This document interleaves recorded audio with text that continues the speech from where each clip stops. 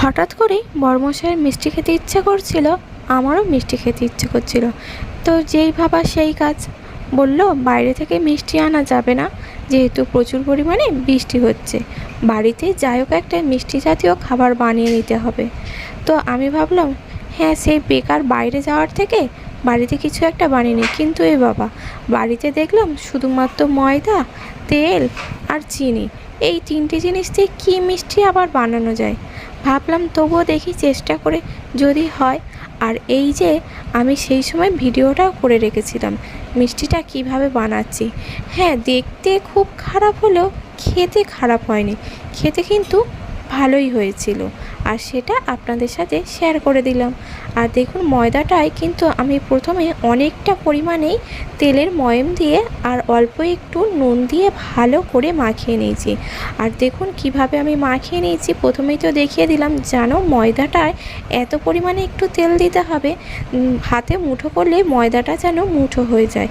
তারপরে অল্প অল্প জল দিয়ে একটা শক্ত ডো করে নিতে হবে। জল কিন্তু অল্প পরিমাণেই দিতে হবে, বেশি দিলে ময়দা মাখাটা একদম নরম হয়ে গেলে কিন্তু খেতে এই মিষ্টির স্বাদ একদম ভালো হবে না। আর এই অজানা মিষ্টির নাম কী দেওয়া যায় আপনারাই কিন্তু অবশ্যই কমেন্ট করে বলবেন। আর দেখুন, ময়দাটা মাখা হয়ে গেছে, তো আমি আধ ঘন্টার মতো একটু ঢাকনা দিয়ে ঢেকে রেখে দিয়েছিলাম। আধ ঘন্টা পরে ময়দা থেকে এরকম ছোট ছোট করে লেচি করে নিচ্ছি। তো এই লেচিটা এবার একটা এইভাবে লম্বা করে নিয়ে হাতের সাহায্যে এইভাবে পাকিয়ে পাকিয়ে নিয়ে এইভাবে মুড়িয়ে নিলাম। এইভাবে সমস্ত লিচিগুলো এইভাবে মুড়িয়ে গোল গোল করে নেব। আর দেখুন, সমস্ত একসাথে করা হয়ে গেছে। এবার এগুলো ভেজে নেওয়ার পালা। কড়াতে কিছুটা পরিমাণে আমি সাদা তেল দিয়ে দিয়েছি, আপনারা তেলের বদলে ঘিও দিতে পারেন। তবে আমি তেলটা দিয়েই বেশি গরম হতে দিইনি, একদম ঠান্ডা তেলের মধ্যেই আমি দিয়ে দিলাম এদিকে ময়দাগুলো। তো দেখুন, এই গোল গোল ময়দাগুলো এইভাবে এবার ভালো করে ভেজে নিতে হবে, একদম আস্তে করে গ্যাস দিয়ে। খুব বেশি জোরে দিলে ভেতরে কিন্তু ময়দাটা একদম ভালো করে সেদ্ধ হবে না, আর খেতেও কিন্তু খুব খারাপ লাগবে। আর এটা হাতে একটু সময় নিয়েই ভাজতে হবে। তো এদিকে ভাজতে দিয়ে আমি এদিকে চিনির শিরাটা বানিয়ে নিচ্ছি।